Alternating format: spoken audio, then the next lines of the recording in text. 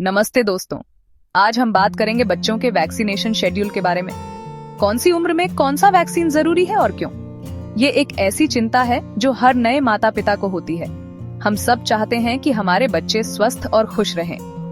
Vaccination या टीकाकरण बच्चे के लिए पहला और महत्वपूर्ण सुरक्षा कवच है। यह उन्हें गंभीर बीमारियों से लड़ने की ताकत देता है, बिल्कुल वैसे जैसे सुपर हीरो को स्पेशल पावर्स मिलती हैं। इस गाइड में हम आसान भाषा में बताएंगे कौन सा टीका कब, इतने सारे वैक्सीन क्यों जरूरी हैं। सिंपल, बच्चों का इम्यून सिस्टम शुरुआत में कमजोर होता है। वो आसपास से इन्फेक्शंस जल्दी पकड़ लेते हैं। वैक्सीन उनके शरीर को बीमारियों को पहचानना सिखाते हैं, बिना बीमार किए। यह एक ट्रेनिंग है, जैसे हम सिखाते हैं चलना और बोलना।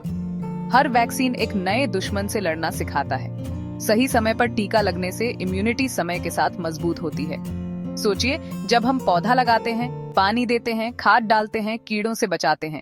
आपके बच्चे की सुरक्षा का सफर उसके जन्म के पहले दिन से ही शुरू हो जाता है। हॉस्पिटल में ही उसे कुछ बहुत जरूरी टीके लगाए जाते हैं।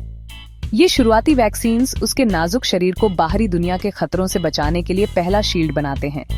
BCG OPV, zero hepatitis B birth dose BCG का टीका TB यानी ट्यूबरकुलोसिस जैसी गंभीर बीमारी से बचाता है, जो फेफड़ों पर असर करती है। OPV की जीरो डोज पोलियो से बचाव की शुरुआत है। हेपेटाइटिस बी का टीका लिवर को सीरियस इन्फेक्शन से बचाता है। ये तीनों टीके एक मजबूत नींव रखते हैं। जब आपका बच्चा 6 हफ्ते का हो जाता है, तब वैक्सीन का पहला बड़ा राउंड शुरू होता है। DTP, HIV, IPV, rotavirus vaccine, PCV, DTP गला घोंटू, टेटनस और काली खांसी से बचाता है। HIV वैक्सीन दिमागी बुखार से सुरक्षा देता है। IPV पोलियो से एक्स्ट्रा प्रोटेक्शन देता है।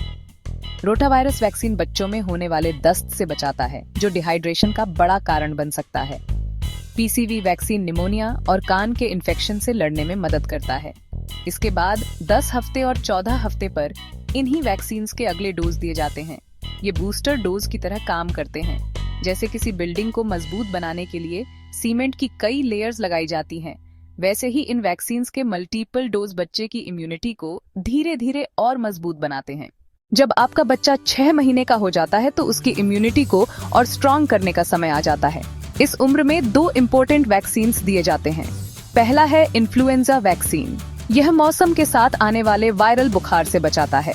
बच्चों में फ्लू सिर्फ सर्दी जुकाम तक सीमित नहीं रहता, निमोनिया जैसी सीरियस कंडीशन में बदल सकता है, जिससे हॉस्पिटल एडमिशन भी हो सकता है। हर साल फ्लू का नया स्ट्रेन आता है, इसलिए डॉक्टर हर साल इस वैक्सीन की सलाह देते हैं। 9 महीने एक बड़ा माइलस्टोन है। MMR का पहला टीका लगता है। मीजल्स, खसरा, मम्प्स, रूबेला। मीजल्स से निमोनिया हो सकता है। मीजल्स से दिमागी सूजन, एंसेफ्लाइटिस हो सकती है। मीजल्स से अंधेपन भी हो सकता है। मम्प्स से गालों के पास सूजन और सुनने पर असर पड़ सकता है। रूबेला अगर प्रेग्नेंट महिला को हो तो बर्थ डिफेक्ट्स हो सकते हैं। MMR टीका इन तीनों खतरनाक बीमारियों से बचाता है। इसी 9 महीने में TCV भी लगता है। टाइफाइड गंदे पानी या खाने से होता है। टाइफाइड, तेज बुखार, पेट दर्द और कमजोरी। बच्चे बाहर खेलते हैं और कभी बिना हाथ धोए कुछ खा लेते हैं। जब आपका बच्चा 15 महीने का हो जाता है, तब उसकी इम्यूनिटी मजबूत करने के लिए बूस्टर डोज का समय होता है। इस उम्र में MMR2 PCV booster chickenpox vaccine. MMR का दूसरा डोज खसरा, मम्प्स और रूबेला के खिलाफ लॉन्ग लास्टिंग सुरक्षा देता है। एक डोज से बनी इम्यूनिटी कम हो सकती है, इसलिए दूसरा डोज रीइंफोर्समेंट जैसा है, बिल्कुल वैसे जैसे एग्जाम से पहले रिवीजन। ये शरीर की मेमोरी ताजा करता है। चिकनपॉक्स, वेरिसेला का पहला टीका इसी उम्र में। चिकनपॉक्स में पानी भरे दाने और खुजली होती है, लेकिन कुछ बच्चों में यह गंभीर हो सकती है। सेकेंडरी बैक्टीरियल इन्फेक्शंस, निमोनिया, इसके दाग भी रह सकते हैं। वैक्सीन से या तो बीमारी नहीं होती या फिर हल्के लक्षण होते हैं। बच्चा स्कूल खेल से दूर रहने से बचता है। टीका उसकी चाइल्डहुड को मस्ती से भरता है, खुजली से नहीं। 16 से 18 महीने की उम्र पर DTP बूस्टर, IPV बूस्टर, ये बचपन में दी गई सुरक्षा को और भी मजबूत करते हैं। डिप्थीरिया, टेटनस बच्चे खेलते कूदते गिरते हैं, चोट लगना आम बात है। जब आपका बच्चा 2 साल का हो जाता है, तो एक और इम्पोर्टेंट वैक्सीन का समय आता है। Typhoid booster. आपने 9 महीने पर टाइफाइड कॉन्जुगेट वैक्सीन का पहला टीका लगवाया था। ये बूस्टर डोज उस इम्यूनिटी को और भी ज्यादा मजबूत करता है।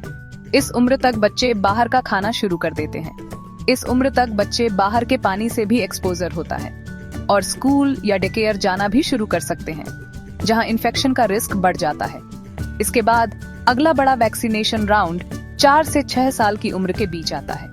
ये समय प्री स्कूल ईयर्स का होता है, जब बच्चे एक बड़े ग्रुप में जाते हैं और बीमारियों का आदान प्रदान आसान हो जाता है।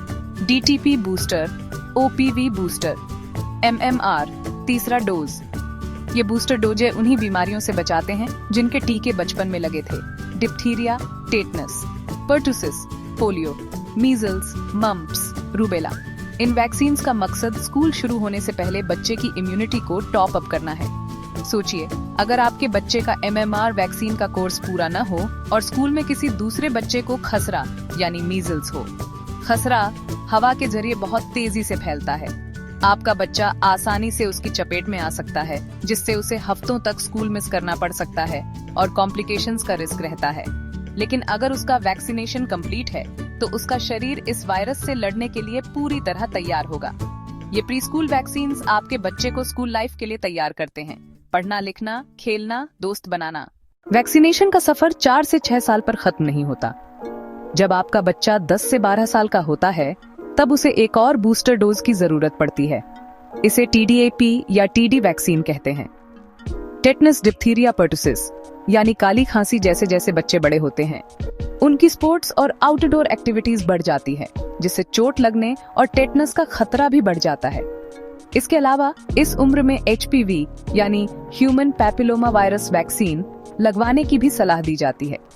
HPV वैक्सीन लड़के और लड़कियों दोनों को बचाता है फ्यूचर में होने वाले कुछ प्रकार के कैंसर से, जैसे सर्वाइकल कैंसर। यह एक इम्पोर्टेंट इन्वेस्टमेंट है उनकी लॉन्ग टर्म हेल्थ के लिए। हम समझते हैं कि इतने सारे वैक्सीन्स और उनके शेड्यूल को याद रखना मुश्किल हो सकता है, इसलिए सबसे जरूरी सलाह यह है अपने पीडियाट्रिशियन या फैमिली डॉक्टर से संपर्क में रहें। हर बच्चे की जरूरत थोड़ी अलग हो सकती है और आपका डॉक्टर आपको सबसे सही गाइड दे सकता है।